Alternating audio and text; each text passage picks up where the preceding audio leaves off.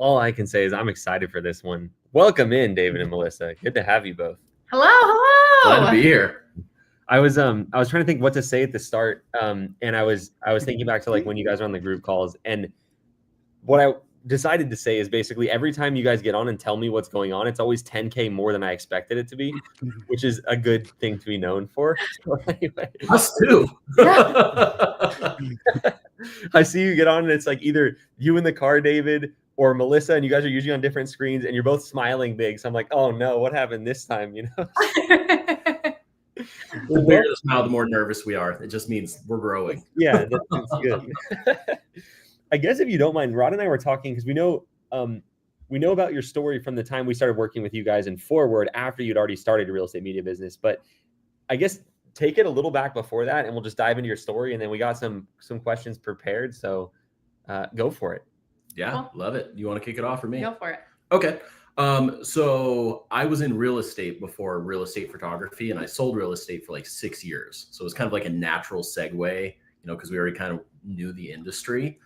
So 6 years of selling real estate, I started burning out super hard, for a multitude of reasons. But a lot of times, like, you'll put in a lot of work and like you don't get paid, right? Like the house doesn't sell, they decide X, Y, or Z, right? Mm-hmm. So at one point we had a photographer who was telling us like how many shoots he was doing. He wasn't like giving us numbers, but he was telling us how much he was doing. I'm like, I'm kind of looking for a change. You say you're doing 8 shoots a week. Let me run some basic numbers here. And I'm like, I think we can make this work.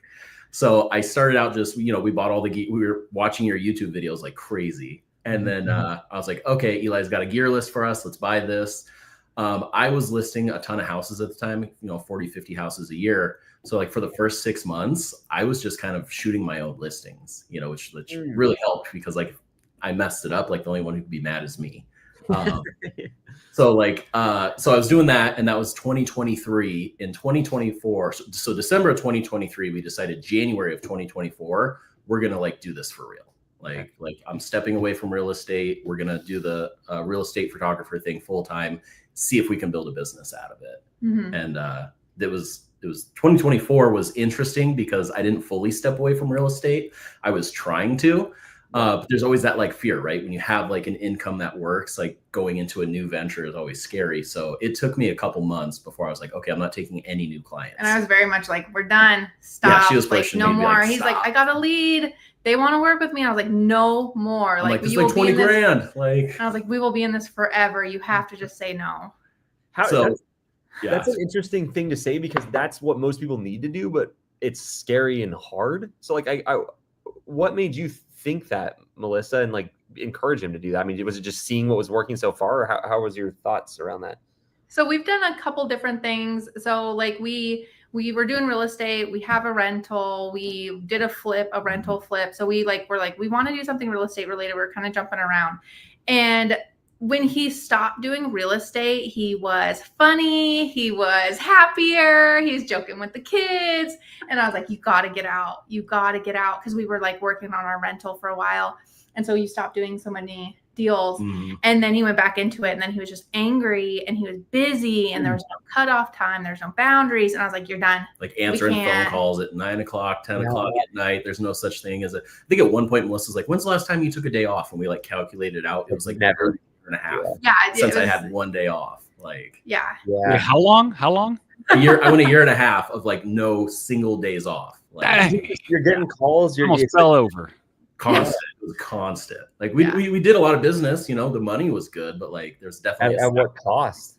Yeah, exactly. That's super interesting. So I guess one thing kind of along those lines, did you, I know you said you had that moment when you started calculating how many shoots that guy was doing, how much money he was making because of that. Before that, was it kind of your perspective that like realtor was up here and photographer was down here in terms of earning?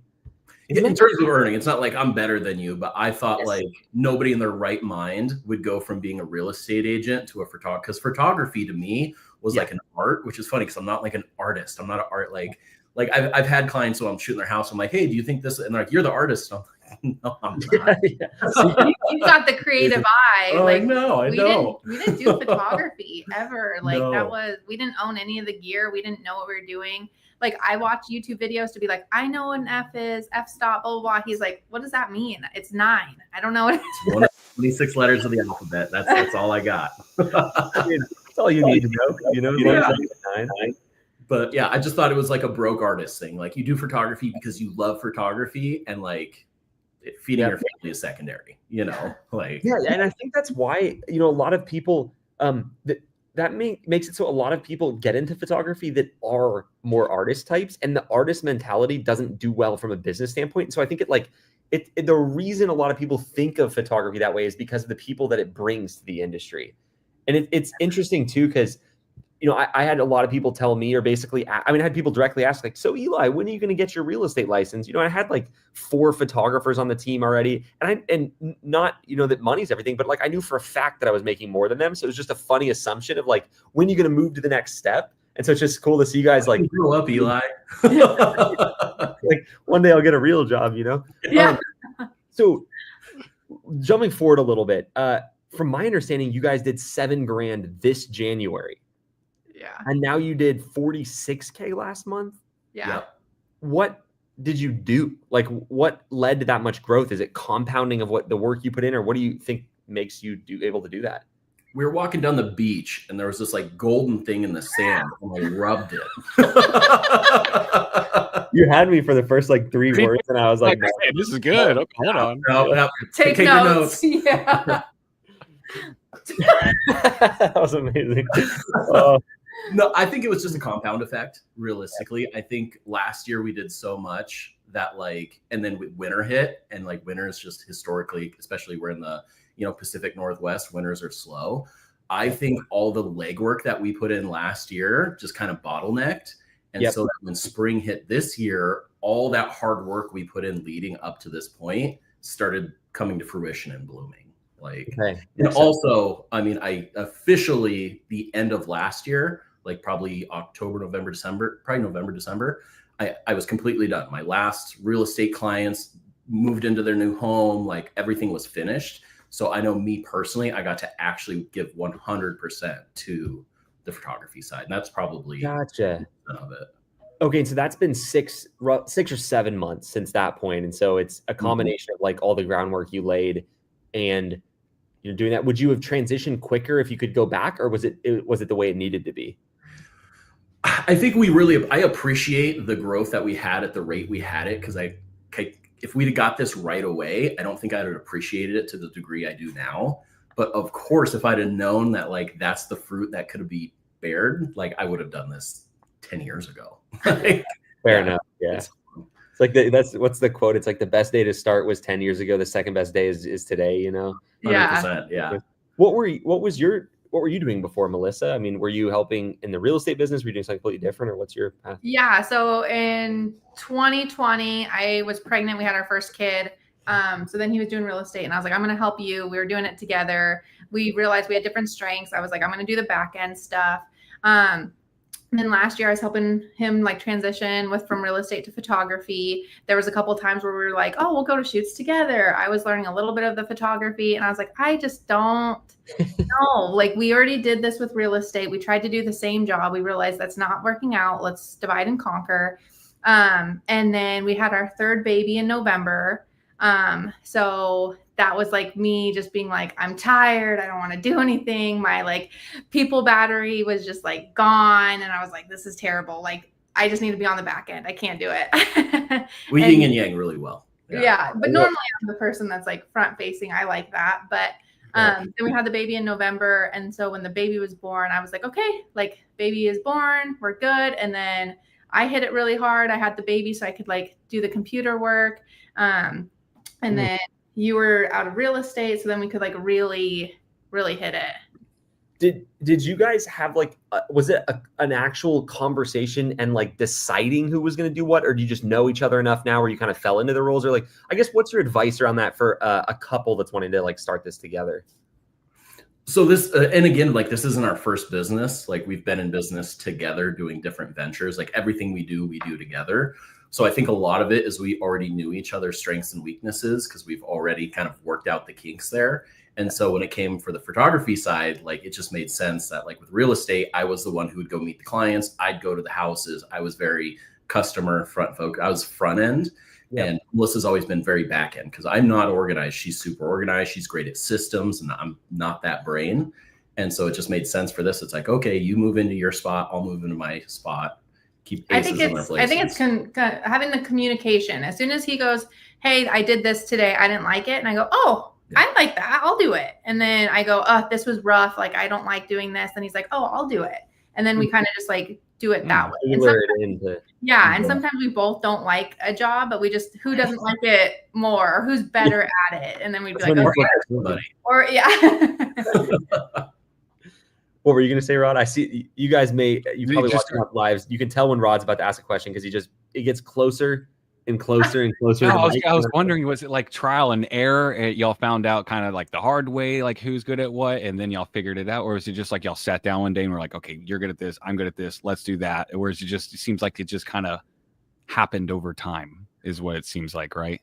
Kind of both. Yeah. And with real estate side, like it can, like I'm like 6'5", 275 pounds, right? Like I'm like, I will go meet the strangers at strange houses.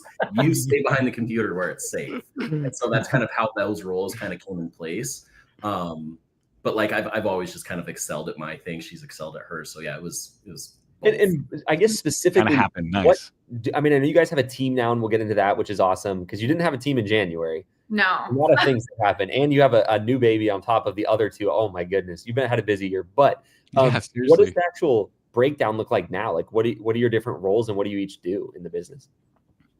Go ahead. So for my end, I'm back operations, that type of thing. So like I manage all of the VAs.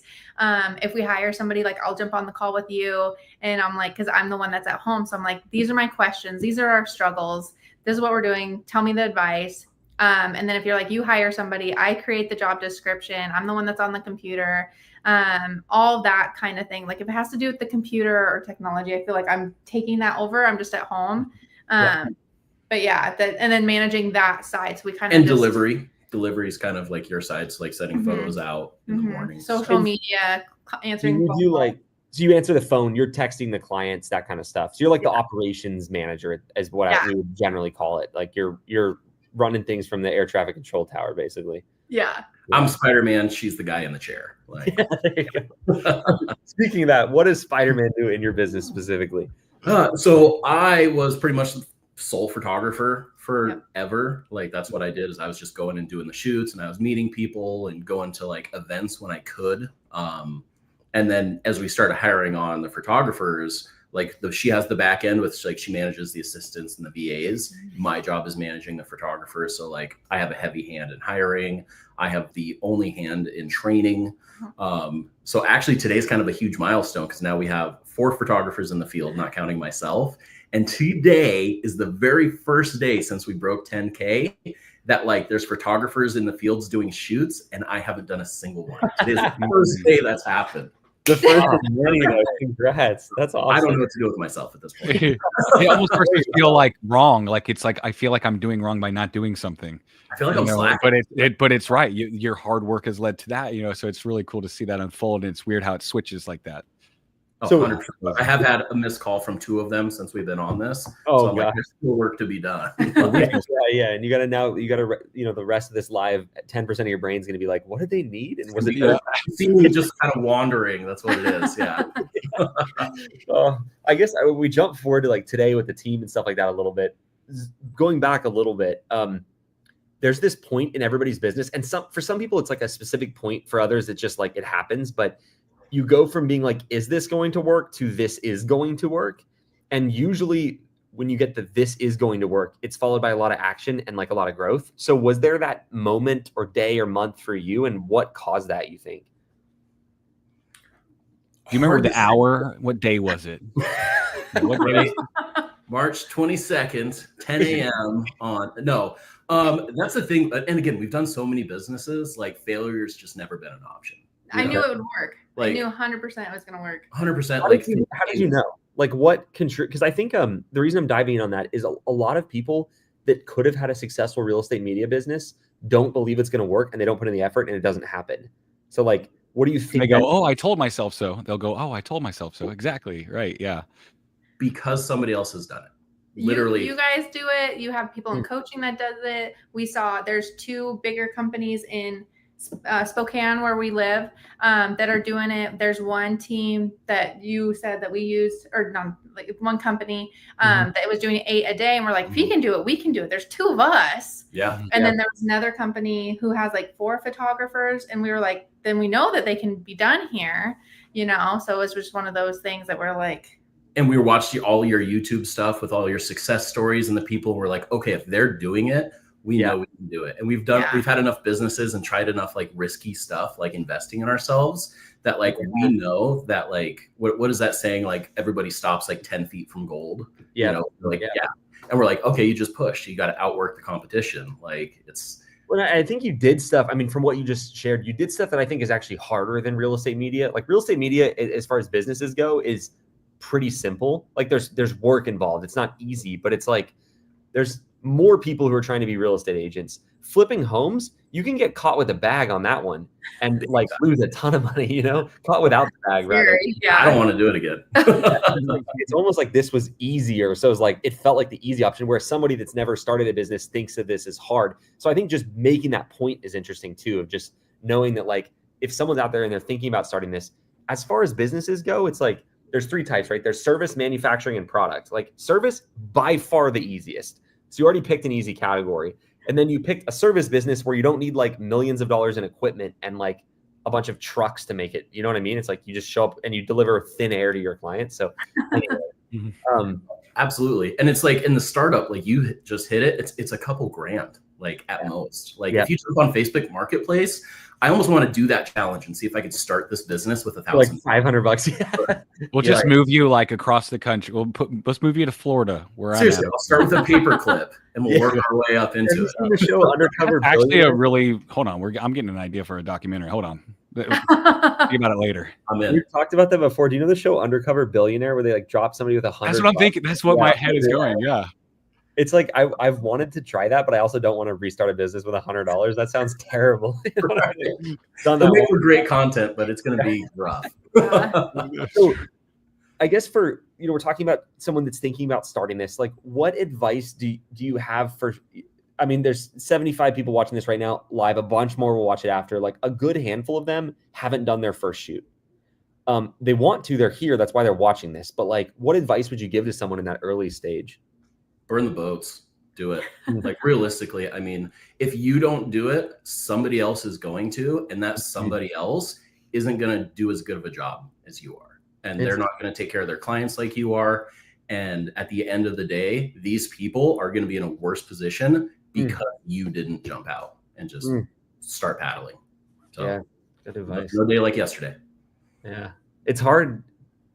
I think in principle, people understand that they need to do that, but it's like really hard to actually do that. And I think it's like they'll have heard that on 5 different Q&As before, right? Because it's such a common theme, not to take away from your advice, because it's timeless. And of course that's what they need. But like, it's interesting because some people will do that today after hearing you say that because of something else you said that I think is interesting.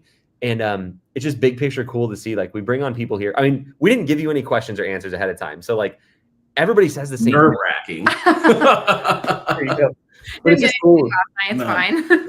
Yeah. Next time we'll make it easier, you know? It's just cool to have everybody like say roughly the same thing, which is cool because then it shows there is just sort of a path you can follow. So jumping forward again, little whiplash on this Q&A, but when did you hire your first photographer and what was that process like? First photographer, and just to jump back to that other thing real quick, because I think it's really important for people who do want to like start this business. Like, again, I was in real estate for 6 years. I was selling 40 to 50 houses a year. I'm not top dog, but I was far from the bottom, right? Mm-hmm. I never once had a photographer reach out to me and offer me a free service or any of that stuff, and it would upset me. Like if somebody reached out to me, on the contrary, people reach out all the time, wanting roofers, this, that. Like, I appreciate the hustle. And I think that's what's stopping a lot of people. They have that like hesitancy because they're going to get yelled at or like, absolutely not. Like, these real estate agents are also business owners. They're also hustling. We hear just it all like the time. Yeah, all the time. They're like, good hustle. Good hustle. Good hustle. I see you everywhere. I see you're making content. I wish I was doing that. I see you on social media. I see you at events. I should be doing that. Yeah. They super appreciate it. Nobody's going to bite your head off. Like, real appreciate what you're doing. But going back to the first photographer thing, we hired him. So in December, we decided we needed to hire somebody, even though like the numbers weren't quite there for us to hire. Which was scary. Terrifying. Yeah, I can bet. But we knew what the kind of business we wanted to build. And we knew we were kind of jumping ahead a step or two, but that's because we wanted that business faster. We knew the business would be coming. So in December, we decided to hire. We hired our first guy in January. And he's phenomenal, absolutely phenomenal. We love him. Love him. He had no photography experience whatsoever. He's 18 years old. Like there's a lot of stuff that I was like, oh, okay. But he's just amazing. And our clients absolutely love him. Awesome. But it was like kind of really scary to hire him because we weren't really doing a lot of business at the time. I just knew that like if spring hit and we had to start turning down shoots, like it's already too late. Like there's. Do you have a lot of thoughts? I mean, you didn't even say them, which makes me wonder if you didn't have them, but like, were you worried if someone could do this like you? Or no? No, because I'm not a creative. I'm not an artist. I'm like, I hesitate to even call myself a photographer. Yes. Honestly, I say it all the time that I'm like, I'm not a photographer. I'm like a business owner, right? Yeah. I just happen to take like really good house pictures. Yeah. You know? So like the reality is I learned this so quickly.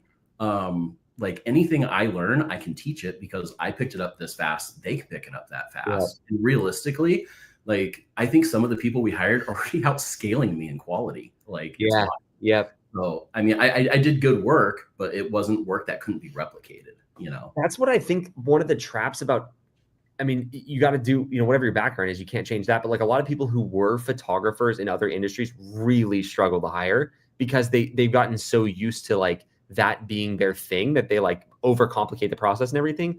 And it's funny too, because I think you guys did, I mean, you in this case specifically, David, did a good job avoiding this because sometimes people who, they don't start as photographers, you know, they join the business with no photography experience. 6 months in, they're the pickiest person I've ever met with photos. And I'm like, I don't know what happened. We got to unlearn some of this, you know? So I just think it's interesting to hear you say, no, not really. Because most people are like so scared to send a photographer out to a shoot. It's not them. Well, and coming from real estate, I know because I still have my real estate brain all the time, my real estate agent brain. Like the stuff we're looking at as like photographers, they didn't even notice. Like, oh, you know, this isn't like, and they're like, I don't like that coffee cup that's hanging on the wall. Yep. Yeah. It's like, that's like, you know, so like, I mean, I think it's really easy to just get in the weeds with that, you know? It's funny too, because it's, you can be told that many times and still not realize it. Like if I look at Norman and Young photos, there's things I want to correct all the time. And I'm like the least picky guy when it comes to that stuff, but it's so funny too. And I've told the story a lot, but we had this agent one time that was like, she was mad at the photos, basically like 10 shoots in. She said they were awful and give her a call. So I obviously researched the photos before I gave her a call because I didn't want to walk into that trap. And so I had this list of all this stuff that I was like, okay, you know, this is probably what we should fix. I agree. Nothing on my list was in her list. Like her list, there was literally a hole in the wall in the you know, bathroom. There was like dog poop in the yard. It was crazy. And it's like agents and what they're looking at are so different than what we're looking at as photographers. Just a good lesson. I'm glad you brought that up. Oh, absolutely. So I mean, obviously you guys started the business. You watched my YouTube videos. Why did you get into coaching versus keep doing it on yourself or on your own kind of? In real estate, we actually had paid for a coach previously. And so and different courses and different, you know, videos and all the things. So I feel like when we saw yours, we were like, cool, like let's learn from somebody else. We've done it before. So we did have different like expectations because we've done different coaching things and everybody's different how they like do it. But that's why we saw that. We were like, okay, like I'm a firm believer if somebody's already there where you want to be, why not pay them money to show you how to get there? Like we like Melissa said, we've paid for coaching. I don't know if you know who like Ryan Serhant is, but he never put out a single course that I didn't buy. I'm probably thousands and thousands of dollars deep there. Like it just makes sense. Like, you know, you were doing it. We were watching your YouTube video. There was so much value already just in those free YouTube videos that I was like, it's got to be amazing on the inside of this coaching. I just got to get in there. And it is like one thing we talk about like the most that we've gotten from it is that like there's mistakes that we haven't made because there's a difference between like being intelligent and being wise, right? Like wise is being able to see, or intelligent is making a mistake and not doing it again, but wise is seeing somebody else make a mistake and not making it right. And so you guys help make us wise because you're like, here's the thing, like don't even think about it. This is what you do. And we've gotten really good at being like, okay, we're not going to think about it. That's what we're going to do. And so I can't even count. There's probably 8 million mistakes we could have made along the way that we didn't make at all because you guys you're like, hey, no, just do it like this. And we're like, okay, you seem like you know what you're talking about. Yeah. And it works. Should we hire? And you're like, yeah. And I was like, all right. Okay. And that's why I ask you all the time. I'm like, if money wasn't an issue, how many people would you hire? Yeah. Like, this many. And I'm like, all right. Yeah. Also, one of the skill sets, and I appreciate the kind words about the program in general, but one of the skill sets that you both have is you just know what to ask like very well. It's like when you ask a question, it's just a good question. Yeah. I was telling him that I was like, sometimes you get on the call and you're like, you have to ask. If you don't ask, like you don't get what you need. Yeah. And so that's helped a lot. It's just asking the right questions for sure. It's funny too with just like coaching and knowledge in general. Like I have a little bit harder time talking about it because I sell it too. So people are like, oh, of course Eli's going to say that. But it's like, I sell it because of how impactful it is to me in the different things. And so I agree with what you said. I mean, I spend far too much money on coaching, but it's always worth it. You know, it's just like that. Even if you get something, it's always you know what's funny? I've had the opportunity to do like a couple little like mastermind things. I mean, they were freaking expensive, but like they weren't long. And I went in with what I wanted to get. It was like, I got something completely different. One thing that like changed the business multiple times. Once that started happening enough, I was like, all right, I kind of figured this out, you know? And so it's just interesting. And so I guess with the real estate business, I'm just curious about that a little bit. Did it take you a while or have you always just been someone that was like, I'm going to, pay for knowledge? Oh man, I don't know. I really don't know when we started paying for stuff. Like I've gotten like a gajillion degrees from YouTube University, right? Yes. And I think when I just come across people that I like, that I'm like, okay, I'm already getting stuff. When I find out that they have something that's paid, like I'm like, okay, let's deep dive. Let's see what else is in there. That definitely I don't think started happening until we started making more money. I don't think I was like broke and stuff, right? Like I think I'd like close a real estate transaction, be like, cool, okay, I'm going to allocate this much to go back into ourselves. So I don't know when that actually happened. It just I think it just kind of happens when you're a business owner. You know? It does. You're always like, because like my first 5 years, very clearly, I was an idiot. Like I didn't even YouTube videos I didn't watch. I was like, no one knows how to do this. Let me figure it out myself. It's so silly. Anyway, I guess just kind of along like the final track of this live, like, what is your advice for someone that's trying to build a team? Because you've obviously scaled pretty quickly in revenue and your team, and it's like not completely falling apart. So like any big picture advice on building a team and just doing what you guys have done? I think we've been slow to react in some places. As fast as we have reacted, I think there's times where like, I wish we had hired sooner. Because you get stuck in your own head and you're like, this month is a fluke. It's a fluke. Like, I'm never gonna make this kind of money again. Or like, I'm gonna hire somebody and then I'm gonna have to like fire them because we don't have the business. I think real estate did that to us though, because it was very like you make a chunk of your goose eggs, and so the peaks and valleys were way more dramatic. So then it's like, okay. Yeah. But one thing that I think Kevin had said to us was, I can make 5 decisions before you make one. And he told us that. We were like, man, we are that stuck with me so hard. like we were talking because we hired I call her a customer service rep. I don't know. She answers our phones and like talks to our clients and stuff like that. We were talking to Kevin. Kevin said he needed one. And we're like, we need one. So we like made this bet. We're like, okay, first person to hire wins $100, right? Like we were like, okay, you do it, I do it. I think we hired her in like 2 days. I posted the job app that day. I think interviewed her within 2 days, and then she was hired on Monday. Yeah. No. And I was like, there you go, Kevin. He's still trying to make that one decision. We're on 5, baby. It's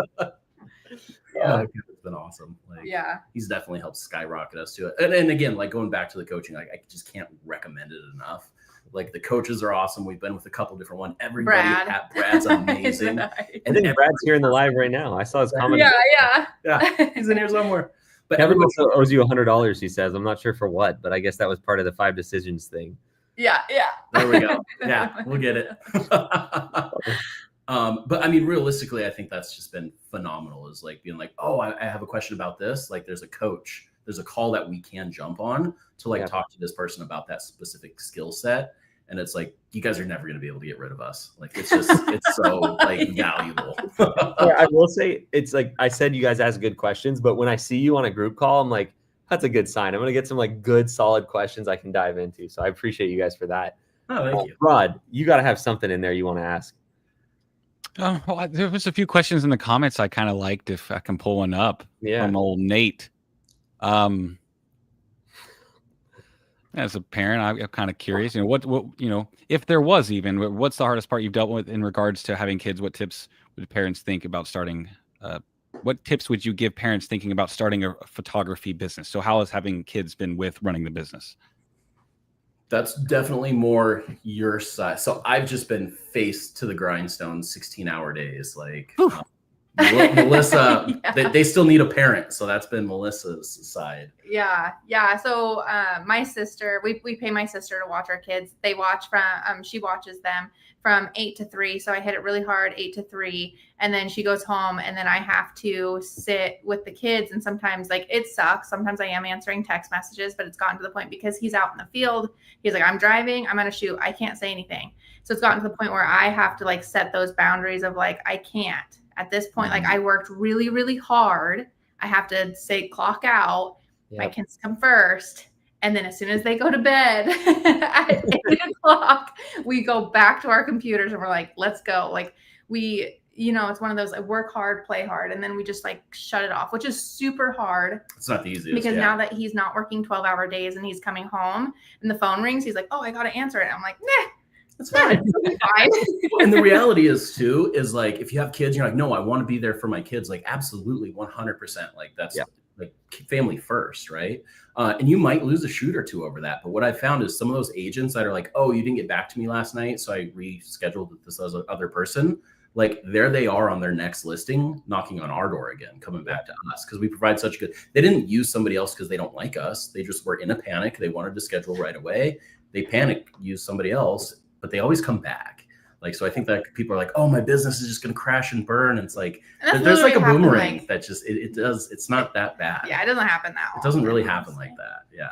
It's just the fear of it. Like you said, they think it's like, oh, their business hit a peak and it's going to start going down. But it's really like, that's what you've earned by building a business is the right to not answer that call, and to be okay with losing a few dollars, because the idea is that there's always more shoots and always more clients. And so, you can always make another dollar. You just get to decide at what point you're excited about the dollars you're making and willing to like use some for something, right?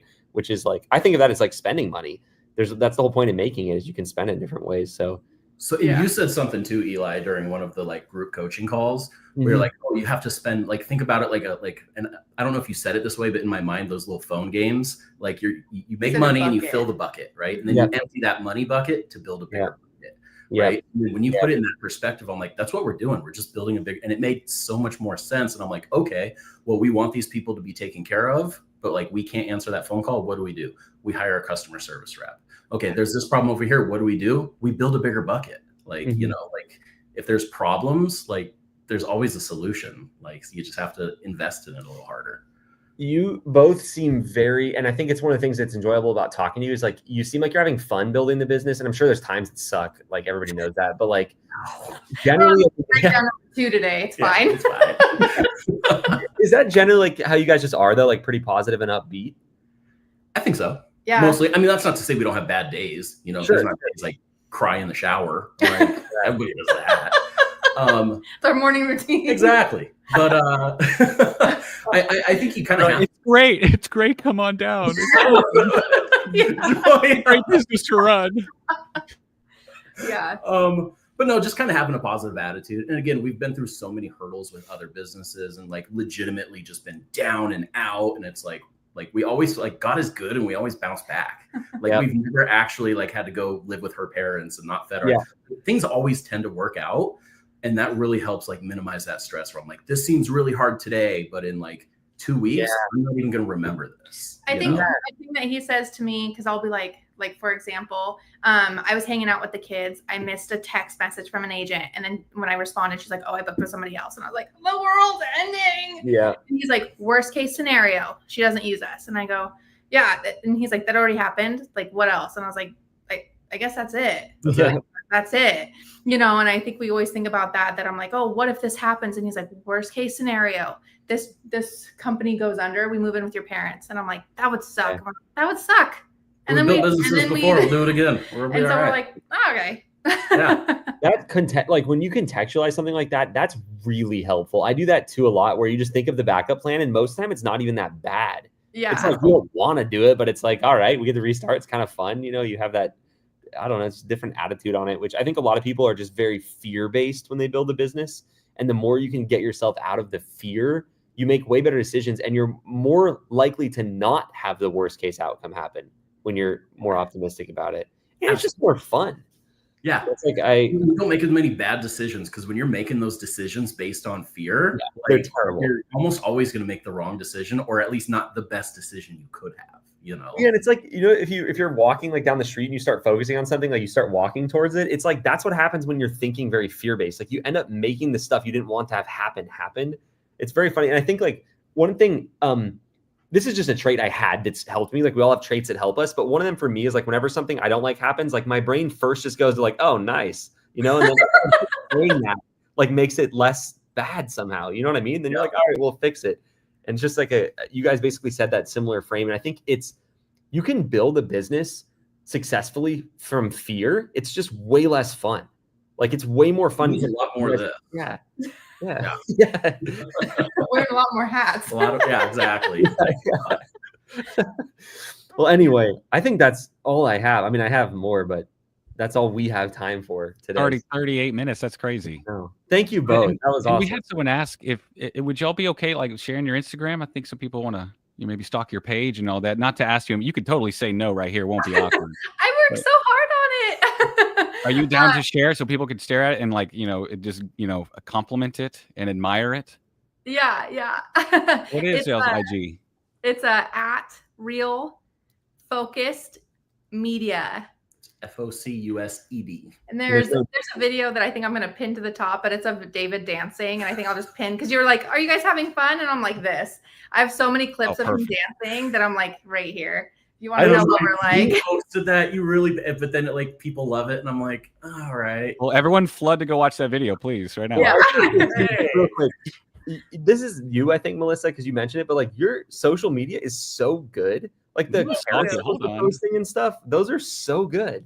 Like the story you had about the realtor and like you had this, that's just good quality social stuff. So anyway, I appreciate you sharing your handle. But yeah. Do you have a background in social media, or are you just having some fun? Oh, it's just fun. You just that good at it? I've never made a real estate listing video, by the way, but I can tell you if it's good or if it's bad. Like I'm the one that watches it. I'm like, what is this? We got to change this. We got to change that. You got to start doing this. And I'm like, you don't even know how to hold a camera. Just you do it and hand her the camera. I love y'all's family photo on it too. Yeah, y'all's Instagram is amazing. It is. Oh, thank you. Well, thank you both for your time as well. I know you're busy and excited we'll have you back when you hit 100K in a month. How about that? Yes. See you guys in a month. Let's go. I love how earlier y'all were talking about like seeing people getting interviewed and being like, well, we can do that. And now you are those people where people watch and go, hey, we can do it. Like, it's cool. It's all like coming full circle. So congrats. This was actually, I never told Eli this. This was actually on like my list of like 6, because we wrote a list of like, okay, if we hit this, that's success. And having Eli interview us on our business was literally on my list. I didn't ever want to tell you because I didn't want it to like jinx it. Or like you did it because it was on my list, but it was nice. So like that's amazing. Well, thanks for sharing that. That's great. Yeah. If that was on your list, hopefully coming back twice is on your list. So yeah. We can't know that. Don't tell us though. Don't tell us. Yeah. Oh, well, thank you both. Have a great evening and appreciate you being on here. For Winterfell. Yeah. That's right. See you guys later. Bye, y'all. Bye. That was awesome. They're great. They are. No, I was like genuinely when they get on a group call and I know they're about to ask questions, I'm like, we're about to have some great questions in here. So anyway, all right, let's see. I think it's time to jump into actual questions now. Yeah. And some people had questions for them that I know we can answer, and some questions they had for them that I was like, okay, we can't answer for them. But some I know, I feel like we'll know. So, yeah. Well, let's do wins first. Yeah, flood with wins, and then flood your question again, or don't flood your question. Maybe. Let's do wins, flood the wins, and then start throwing in the questions too as well. And then we'll start going. Just curious, if you're new here, post that as well. We always like to see that. If you're new to a live, then we'll let those questions flood, and we got to start with the wins. Yeah. A lot of people, I used to not be about the wins too much, but I see how impactful they are. So I'm about the wins. We actually, on our team meetings at REPP, like our all hands meeting on Friday, where we get our whole team on there, the whole meeting is just sharing student wins and stuff. I think it's undervalued how important it is to think about that kind of stuff. And I think it contributes to what we were talking about with David and Melissa a little bit about like, if you have a positive attitude towards things, your business will just generally be more successful. And it's like, how do you do that? Well, you just talk about a lot of things that are good and happen. So here's a win. Burr said first 6K month in April. Very nice. Let's see. D's new here. Glad to have you in here, D. We have a live every Thursday at this time. So hopefully we'll see you back for more of those. Yeah, D had a good question too. Oh yeah, let's hit it. If you want to, if you know about that one really well, good sir. Yeah, D. So we do work with people outside of the United States. It's in very specific markets. So the UK is one. So in London for sure. A couple of different European markets. Canada, Australia, New Zealand are all areas where generally the real estate market is the same, or at least structurally the same. One of the things that we're, especially in our launch program for people just starting, we have a guarantee associated with it. And so we can only take people in a market where we can obviously help them. Otherwise, it would be a waste of your time and not something that we could, we want to stand behind what we sell, and that guarantee is important to us. So that's how we look at that. But yeah, what you can always do, if you go to replaunch.com/apply, you can book in with our team and they can help you look at your market and see if you're in an area where we can help you. What's my favorite story recently? We have someone in the Isle of Man doing a decent revenue too, like pretty good. They relatively just started too. Small island off the coast of the UK. I think there's 60,000 people there, 14 agents total. And he is now the man on Isle of Man, apparently, doing media for all of them. That was just corny enough where you had to prep that. Sorry, I had to throw in a dad joke how to do it. Peyton, welcome in. All right, so Jerry, speaking of that, how was your May going, sir? Jerry's been crushing it. Yeah, I'm wondering that too. Let's see. We're invested in your results now. Yeah. Okay, let me see. I like Nate's winning here. Let's see. Peyton's got a good question. You answered that for Sam Carmel, I remember a long time ago, and Sam Carmel is doing really, really, really good back in coaching now. So do you remember how you answered Sam? Answer it the exact same way. The exact same way. Let me read the question so I could at least answer it helpfully. Peyton said, I'm moving to a new city with my wife. I worked 10 years in plumbing and want to venture into this. Any advice? Yeah, I mean, the thing that I would say is true for everybody is the biggest and most important thing is making decisions and doing things quickly. So, there's a pretty good list of stuff that's on my YouTube channel that will just help you get started. And so just the first step is dive into all of my YouTube videos. I know you said you're new here, Peyton. Don't be new, basically, is what I'm saying. Like, go through all the videos, binge watch it. I'm sorry for how much you're going to have to listen to me, but you can soak up a ton of information in there. And so I'd start with that. And that will help you also figure out if this is a business that you want to start, which I think is very important. Nobody that I've seen at least is successful 1 foot in. They're either like, I'm going to start this business, I'm going to make it happen, or I'm not. And both are awesome options, right? If you were listening, you go through my videos, you're like, this is not the business that I want to run. Then it's awesome. You figure that out. But I would say like really figure out if this is something you want to do by watching the videos.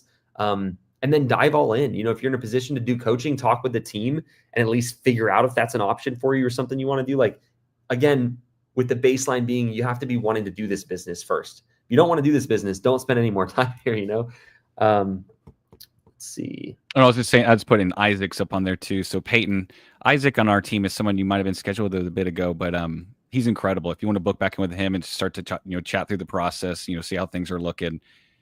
Isaac is extraordinarily knowledgeable too as well. Shout out, Isaac. Peyton said, new to the live, I've been watching your content for years. I now have the opportunity to do so. Well, even better, Peyton, dive in, dude. Come on now, let's go. Do it. Sometimes you just need an opportunity like that new market you're moving to, and sounds like a good. This is a win and a question. Home exposure media. I like that. I finally did my first free shoot Tuesday, and the agent said they love it. Well, first of all, congrats on that. First of many. Someone told me once when my business was first started, they said, just when I commented a win, they said, so it begins, and it stuck with me. So it begins for you. Do you think that since I'm not offering drone and video yet, it'll be harder for me to get clients? Yes, it will be harder, but that's okay. I mean, there's always situations you have that make things harder. Sometimes people have a bad schedule. Sometimes people don't have a drone and other stuff. What it doesn't mean is that it's not worth doing. So maybe a little harder, and you can get a drone when it makes sense. But yeah, sure, some agents are going to want to work with somebody that can do everything, but you don't need every agent. You just need a couple to get you started, and then use some of the money you make from them to buy the drone and stuff. So make it happen. Simon said, enjoyed that so much that I forgot it's live and had a question. Well, first of all, I'm glad you enjoyed it. I'm in London, UK as well. I tried to apply the form and doesn't seem to accept a UK number. That could be a calendar glitch. So it should be, we are accepting of the UK, good sir, I promise. We can look into that. I don't know if Isaac, if you're in here, I don't know if somehow you can, Simon, if you see someone, Isaac, if he's still in here and he reaches out to you, he is with us. Isaac is with us, and you guys can hop on a call and he can get you directly booked into his calendar or some workaround to help with that. So yeah, I don't know if you're still here, Isaac. If you can, we'll save Simon. Let's see. Oh, this is a good one. They Heightened Exposure had a question to basically the events that Melissa and David were talking about attending, or like the different type of events that a real estate photographer would host or do or attend. Yeah, I mean, there's a wide variety of them. And some people love them, and if you love them, lean into them because they can be a great opportunity. I don't love them, so I didn't do a lot of them. But generally, what they can be would be like agents will have brokers open. Sometimes you can go to. They'll have just general parties at their brokerage. There'll be different like topic related parties. There's like, and it depends on where you live. There's different ways to do this in every market. But real estate agents spend a decent amount of time networking, because that's how they do deals also. Like there's one side, there's an agent on every side of the deal, stuff like that. So there's a lot of different events. You can also do things like broker presentations where you get to go talk in front of a brokerage about your services, because like a real estate broker will bring in title companies and lenders and photographers and have them speak. And so generally those are what the events are. There's a lot of like mixer type events that different real estate groups will throw. There's investor events. I mean, there's just, real estate agents don't mind events. They go to a lot of events, so you also can go to them. Let's see. If you're cash strapped, Keith said, and can't offer. Great question, Keith. Yeah, and can't offer free shoots due to paying for edits. What do you recommend is the best strategy to get business? Be okay with it taking a little bit longer, because you're trading. I always think of this as like a scale. So on one side of the scale, you have profit, and one side you have growth. So like, let's say this is profit. The more I push profit up, the growth goes down. That's kind of what you're doing. You're saying I need to make money, so I'm not going to offer free. You can still get shoots by DMing agents. It's just not nearly as many. But when you get them, they're paid. And then as you start to get some money, you can kind of tip the scale back in the direction that makes more sense, where you're having some money to offer free. Free is like gas on a fire. I mean, it's going to help your business grow so much faster. If you're looking a couple months down the line, like your business will be bigger if you offer free. But I understand needing to be totally practical about this when you start. So just be okay with less agents taking you up, but when they do, you get paid. But yeah, I mean, the other thing I would do is, being practical on both sides. There's practicality in your business and practicality in your life. And I don't know your situation, so obviously I can't speak to that, but do whatever you can. I mean, there's a grind period when you first start. Maybe you're already in that. And so, this isn't helpful telling you that, but like figure out what you can do to make more money. Whether it's, asking for a raise in your job, whether it's taking more hours, whether it's picking up Uber on the side, there's going to be a sacrifice at the start, especially just like an investment. If you think about like buying a rental property, the day you buy it sucks. You just lost money. You had to pay money in, but you're paying money in for an investment in the future. But investment isn't always money, right? Sometimes it's your time. Sometimes it's sacrificing the things you would normally get to do. So those would be my thoughts. It's a nice win from Chris. Me and some of my B&I power painters brought 25 agents into my studio last week for a headshot event. Good return. Yeah, I probably got some clients out of that one. Oh, yeah. Let's see. If my mom is a realtor who's been in the game for more than 12 years, how can I take advantage of that? Brandon, first of all, that's awesome. I mean, there's two things I would say. One, pretend like she's not, and don't think it's going to be easier because she is. Do all the things that you would have to do even if she wasn't a realtor, because that's really going to help you. But then the other thing is she's going to be able to get you some connections. So if you do the things that you would do without her and then get some connections from her, rocket fuel. So I mean, even just asking her for an introduction or something to a couple agents would be huge. Just getting your first couple shoots out of the way. But I wouldn't lean on that too much. I know you're not saying this, but the more you think I'm going to have it easier because she's connected, the more you're not going to do the stuff that's actually required to build your business fast. Morgan said, I love that typo. He meant partners. I said painters. I meant to say partners because I figured that was it, but I still read painters by default. Power painters. I'm like, they're just painting powerfully. Yeah. Morgan said, should you get started with just info from YouTube and then the course and then do coaching, or do you recommend starting with coaching right away? Morgan, it depends on your goals and where you're at. I mean, the fastest path is going to be with coaching. But the reason I make YouTube videos is a couple of reasons. One, to help people understand and see if they want to do this business, but also give people a way to get started. So it totally depends on your goals. Coaching is going to be faster and less mistakes, but YouTube's free.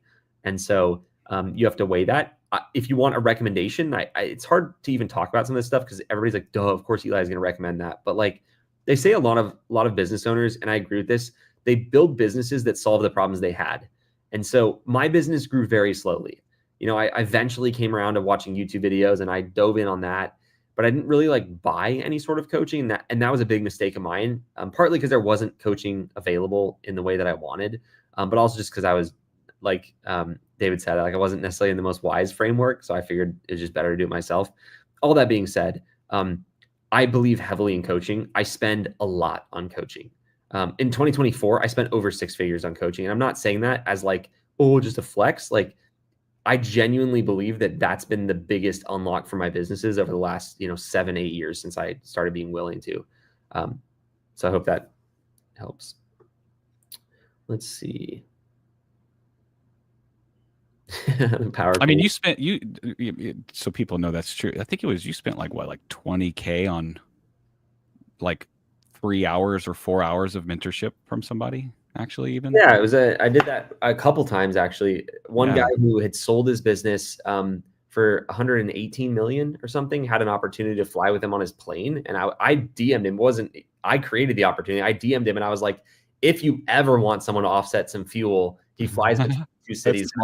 I was like, let me pay for that trip. Like, let me go. And so I paid him 15K and it was just him. And I got to talk to him for a little bit and just a couple of things changed it. So yeah, I mean, but it's been stuff like that. And I bought $100 courses that have been huge for me. It's just like getting it from every source. And it's not always paid sources too, I think, to make it like more broad. I mean, if you're driving and listening to music over audiobooks, you're not doing the type of thing that you should be doing if you're serious about growing a business. So like start using that time more thoughtfully. It's like listen to audiobooks. Those are $20, right? YouTube videos, there are tons of them. You can learn about everything, right? And so there's that kind of stuff. And then but that's more like passive, just building the mental frameworks. And there's very tactical coaching, which is like what we do in REPP, which is like step by step. And so you kind of want to add in both of that. So here's the deal, Nate. We are trying so hard to get him for the conference this year. Mm-hmm. And it's not the money. It's $125,000 to have him speak. And it's quite expensive. It's expensive, but we like gulped and said, okay, we're going to do it. It's actually getting him to respond that's so hard. Like we filled out the speaker form on their website multiple times. We sent a freaking cake. Bailey on our team made a cake and sent it to him. It was so good. It has like his screen printed face on there that says like never skip dessert or REPP 2025. And like we're working on it. Dave, we tried to show up now. Is that stalker? Is that okay? Yeah, I might have to show up. We're going to amp it up. We're about to send a physical huge check there. Dave, we quoted Micro, and it was between $300,000 and $400,000 to have Micro come. So we are not in that weight class, unfortunately. If anybody's curious what we're talking about, you're new. We do a conference every year. This year it's called REPP something in the year. So this year it's REPP 2025. It's in Vegas and it's in November. So we have a bunch of people from our community, like David and Melissa, speak and share what they've done and give great advice. And we're trying to get like one outside of our community guest this year. So anyway, well, thanks everybody for a great Q&A. David and Melissa, that was so good to have them on. That was such a good one. I was excited. They had Game of Thrones, flags in the back. So I was a fan immediately upon meeting them. So when we were backstage, I've never seen that. And so Rod and David started talking about it. And I was like, what are we talking about right now? We're just nerding out. I was busting out some Game of Thrones terms that I still remember. Yeah. I felt proud of myself. Well, thanks everybody for being here. And if you haven't had the chance to talk with our team yet, take the opportunity to book in and just chat with them. We're not going to force sell you coaching, right? We'll talk about your situation, what you're looking to do, check into your market, and share what we do. And it's that way, at least you can have some more information on what it looks like and if it's a path for you.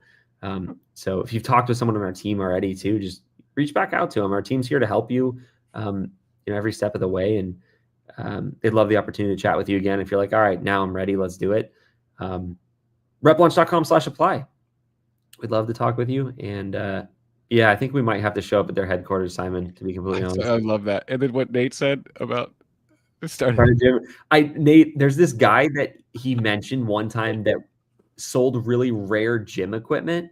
And so I was like, all right, I mean, I could kind of make sense of spending like 10K on a piece of equipment because like we're trying to spend more than that anyway to get him. So I thought about just ordering gym equipment that was like maybe in line with what he'd want, because this guy is who he orders the gym equipment. So maybe I'll do this. I'll call the guy, be like, what does Alex talk about? And like, how can we get that? So we're going to ramp it up.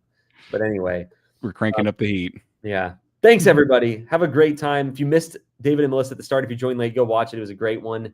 I appreciate everybody for being here, and we will see you soon. Thank you, Tino. Bye, everybody. Bye, everybody. Cue that epic music. It's coming. It's coming. Here we go.